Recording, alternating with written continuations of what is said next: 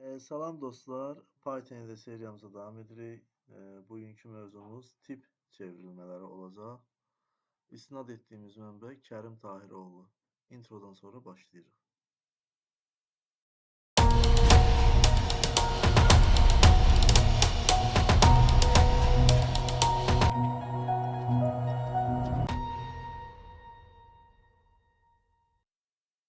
Deməli, əziz dostlar, biz keçən dərs dəyişənlərdən danışmışdıq, dəyişənlərin tipləri haqqında danışmışdıq.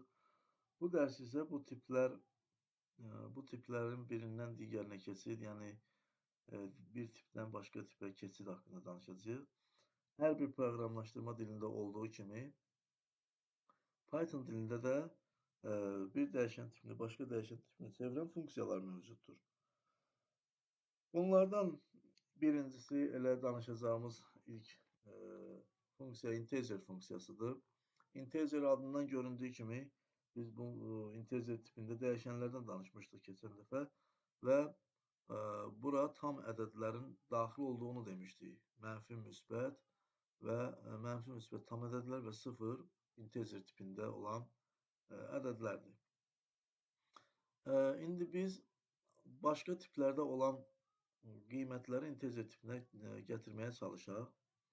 Deyək ki, A dəyişəni daxil edirəm və buna bir qiymət mənimsədirəm. A bərabərdir, dırnaq işarəsi daxilində 34. Bildiyiniz kimi, dırnaq işarəsi daxilində yazılan məlumatlar string tipində qəbul olunur Pythonda. Yəni, bu artıq sətir tipli, mətn tipli verilən kimi qəbul olunur. Bunu mən integer tipinə çevirsəm, print integer funksiyasından istifadə edirəm. Printin daxilində integer funksiyasından istifadə edirəm. Integer A deyirəm. Bundan sonra proqramı icra etsəm, gördüyünüz kimi 34 qiymətini integer tipində ekrana çıxarır. Başqa bir proqram yazaq. Deyək ki, A bərabərdir 34, B bərabərdir 6. Bunu da dırnaq işarəsi daxilində yazaq. C bərabərdir A plus B. Print C desəm,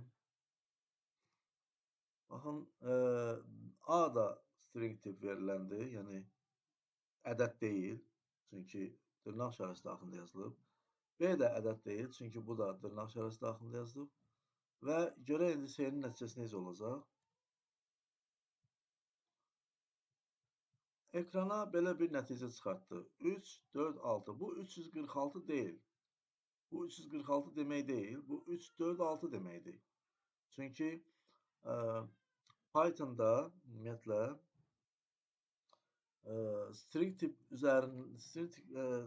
verilənlər üzərində toplama əməliyyatı aparmağa çalışanda Python onları birləşdirir.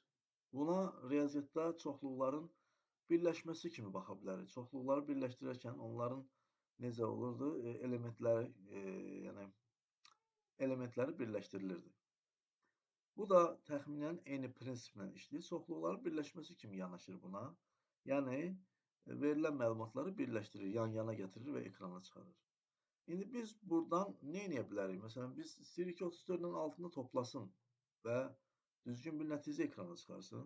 O zaman burada belə bir şey yaza bilərik. C bərabərdir integer A plus integer B və indi proqramı icra edirik. 34-ün üzərinə 6 gələndə həqiqətən də 40 eləyir və gördüyünüz kimi bu dəfə doğru bir nəticə ekrana çıxardı. Artıq bu 40-dır. 4-0 deyil, 40-dır. Yəni, burada artıq toplama əməliyyatını icra etdik. Bunu başqa cür də eləmək olardı. Misal üçün, deyək ki, belə bir qiymətlər mənimsədək A-ya. A bərabərdir input.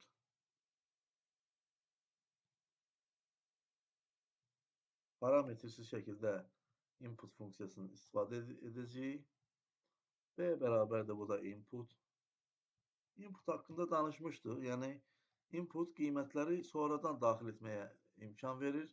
Yəni klaviaturadan biz istənilən qiyməti daxil edib hesablamanı aparmağa imkan verən funksiyadır. Gəlin C-ni də silək. C-ni yazaq A plus B. Mötərizə artıq oldu burada. F5 ilə proqramı icra edək. Bu zaman nə baş verir? Bizdən input funksiyası qiymətləri daxil etməyimizi istəyir. Mən bir qiymət daxil edirəm. 4. Bu A-nın qiyməti olacaq. Bir dənə də qiymət daxil edirəm. 6. Bu da olsun B-nin qiyməti. Enter vururam. Yenə gördüyünüz kimi 4 və 6-nı birləşdirdi. Niyə belə oldu? Niyə bu baş verdi? Çünki əziz abituriyentlər, input funksiyası yəni birbaşa daxil edildiyində bu dəyişənlərin tipini string tipi, yəni string olaraq saxlayır. Yəni A və B dəyişənləri inputa string tip olaraq ötürülür. Biz bunların əgər yəni inputu belə istifadə edəndə mütləq və mütləq bilmək lazımdır ki, A və B-nin tipi string tip olacaq. Misal üçün, məsələn, mən burada print type A desəm və proqramı icra eləsəm və deyək ki, bir dənə qiymət daxil edirəm, bir dənə də qiymət daxil edirəm. Class string olduğunu göstərir bizə. Yəni string tipə aid olduğunu müəyyən eləmiş oluruq. İndi biz bunların düzgün nəticə olmasını deməli istəyiriksə, yəni bu daxil etdiyimiz ədədləri həqiqətən toplasın və bizə düzgün bir nəticə qaytarsın. O zaman A-nı və B-ni integer input və integerdən sonra mütləq bir mötərizə açılır. Bundan sonra axırda bir dənə mötərizə bağlanmalıdır təbii ki. B də eynən integer input və bundan sonra yenə icra etsək, indi qiymətləri daxil etməyimizi istəyir bizdən. Deyək ki, 23 və 27. Bunların cəmi 50 eləyir. Bizə 50-ni qaytarmalıdır. Aha, print komandasını dəyişməmişik deyə. Printi bir dənə dəyişək. Print type, çünki burada type silməliyik və print C çağırmalıyıq. Aha. Və yenə qiymətləri daxil edirik. Deyək ki, 23, 27. Nəticə 50 çıxmalıdır. Həqiqətən də ekrana 50 çıxdığını görürük. Bundan başqa deməli, bunu başqa formada necə eləmək olar? Misal üçün, A dəyişənini birbaşa inputuna daxil edirik.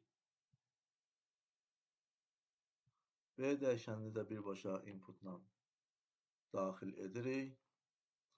Bu zaman istəyiriksə ki, nəticə doğru alınsın. Onda C-ni integer A plus integer B kimi də yaza bilərik. OK. Və yenə qiymətlər daxil etməyimizi istəyəcək təbii ki. 40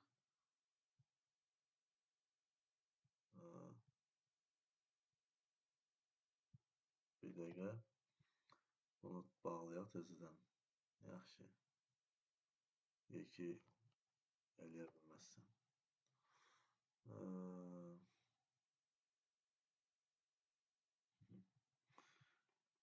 Baxın, burada 4050 plus 60 daxil elədiyi qiymətləri və 4110 olaraq bizə qaytardı. Çünki onların cəmi 4110'dur. Həqiqətən də bu artıq integer tip dəyişəndir. Yəni integer tipindədir. Belə. Növbəti bir də bu string tiplə bağlı bir şeydə deyək ki A dəyişəninə Sahil qiymətini mənimsədirəm. B dəyişəninə də Quliyev qiymətini mənimsədirəm. Və ya dedim ki, string tip dəyişənlər üzərində toplama əməliyyatı icra etməyə çalışsaq, proqram onları birləşdirir. Print C desəm və ekrana Sahil Quliyev nəticəsi çıxacaq. Və o Sahil Quliyev birləşdirilmiş şəkildə çıxır ekrana. Əgər bunların arasında boşluq yazılmasını istəyirsə, Sahil sözündən sonra boşluq buraxa bilərik. Bundan sonra F5 və gördüyünüz kimi Sahil Quliyevi normal şəkildə ekrana çıxarır. Yəni belə. String tip haqqında hələ ki bu qədər. İndi isə float funksiyasından danışırıq. Verilən ədədləri, verilən deməli, dəyişənləri, qiymətləri integer tipindən float tipinə də çevirə bilərik. Deyək ki, A-ya bir integer tipində bir qiymət mənimsədirik, 23 və print bu 23'ü float tipində göstərmək istəsək, float funksiyasını çağırırıq. Float A print ilə float'ı yazırıq və ekrana 23.0 kimi bir nəticə çıxarır. Bu artıq biz demişdik ki, float tiplərin tərifi necə idi? Tam və kəsr hissədən ibarət olan ədədlər float, yəni həqiqi ədədlər hesab olunur burada.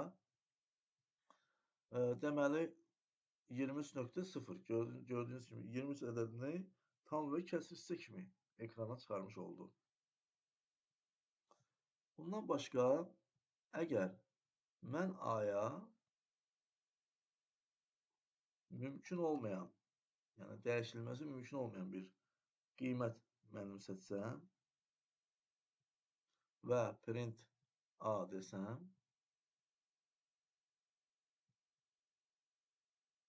value error xətası çıxır ortalığa. Yəni bu dəyişəni float tipinə, yəni bu qiymətə malik olan dəyişəni float tipinə çevirmək mümkün deyil. Float tipində çevirmələr, float tipində hesabatlar integer tipində olduğu kimidir. Üzərində çox dayanmaq istəmirəm.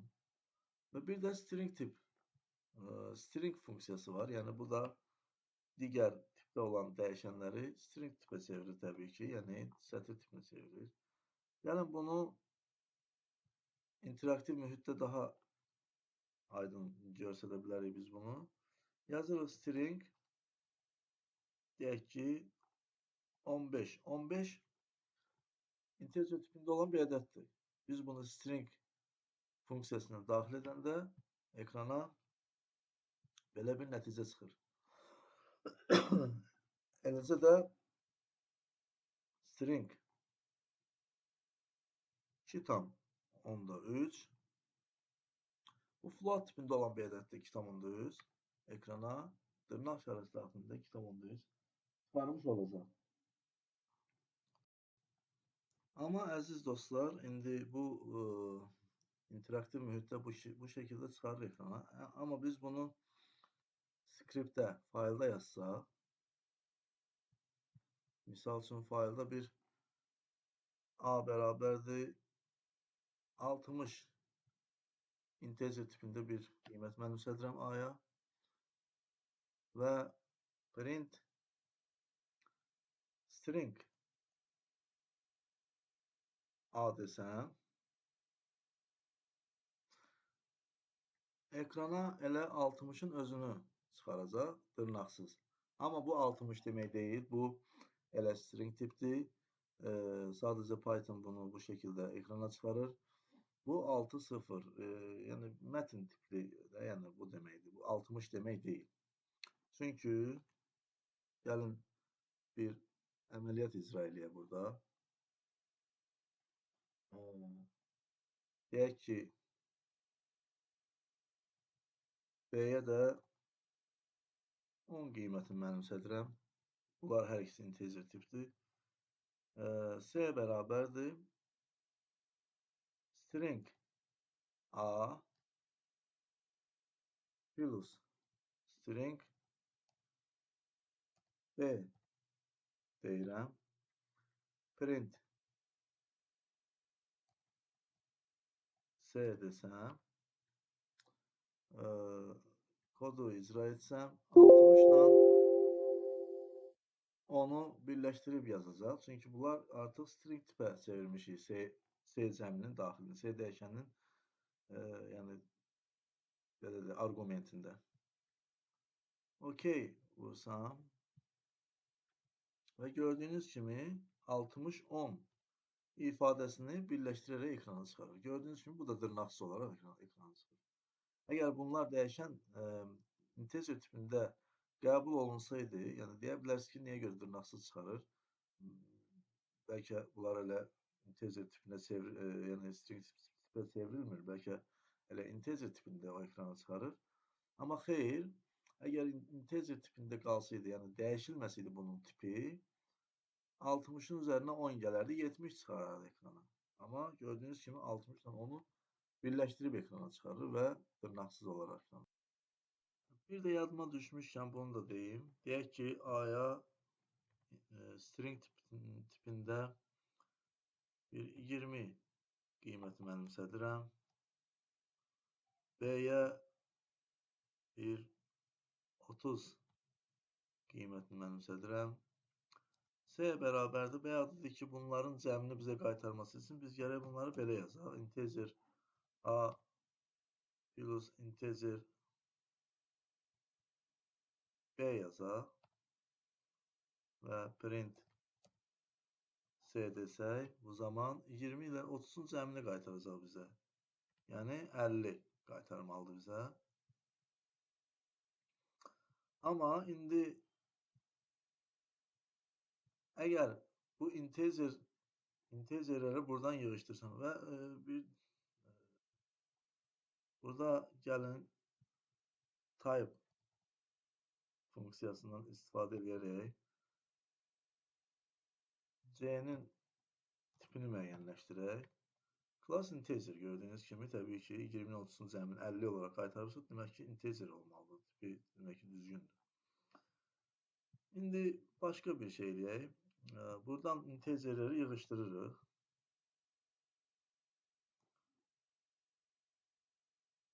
Integerləri yığışdırsaq və print C desək, bu artıq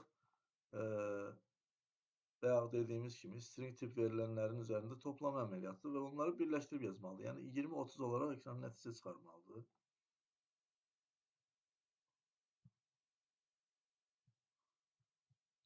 Gördüyünüz kimi 20-30 olaraq ekrana nəticə çıxarır. Type. Bu dəfə C desəm.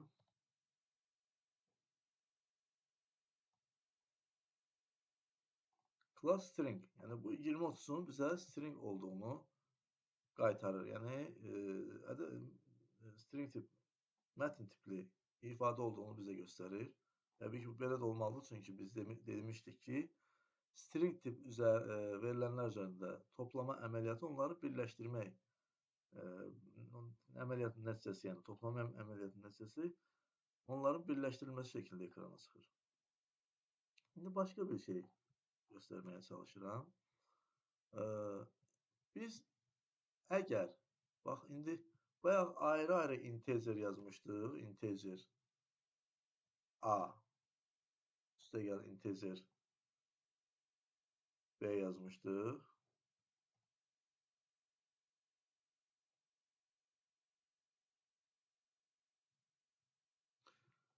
Bəs indi sual oluna bilər ki, biz bunları bir integer daxilində yaza bilərikmi? Yazaq. Integer a plus b.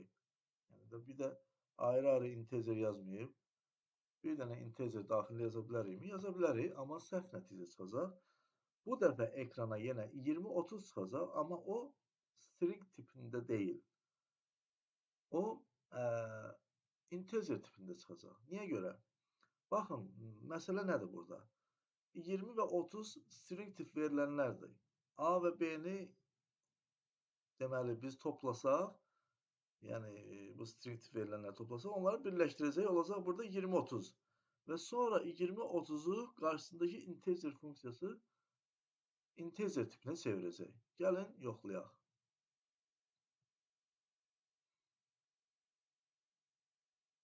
İndi bax, yuxarıda 20-30 onun tipini müəyyənləşdirəndə class string olaraq ekrana çıxmışdı. İndi yenə 20-30 çıxıb nəticə. Bu dəfə tipini müəyyənləşdirsək, type açar sözündən istifadə edərək tipini müəyyənləşdirsək, enter vuranda class integer olduğunu göstərir bizə. Yəni artıq bu 20-30, 2030 deməkdir. Yəni bu artıq bir ədəddir. Tam ədəddir, integer tipində olan bir ədəddir. Deməli, nə baş verdi? Bir dənə də analiz eləyək. Demək ki, biz A və B-yə string tip qiymətlər daxil etsək, bundan sonra onları başqa bir dəyişən daxilində bu şəkildə yazsaq, integer A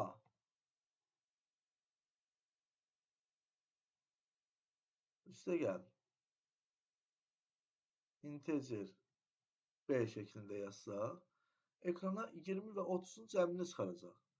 Yox, əksinə bu şəkildə yazsaq, deməli, yenə də 20 və 30-u birləşdirəcək, string tip olduğuna görə birləşdirib yan-yana yazacaq, amma qarşısındakı integerin sayəsində həmin o 20-30-u ədədə çevirib 2030 olaraq ekrana çıxaracaq. Bu qədər əziz abituriyentlər, növbəti video dərslərdə görüşənədək. Sağ olun.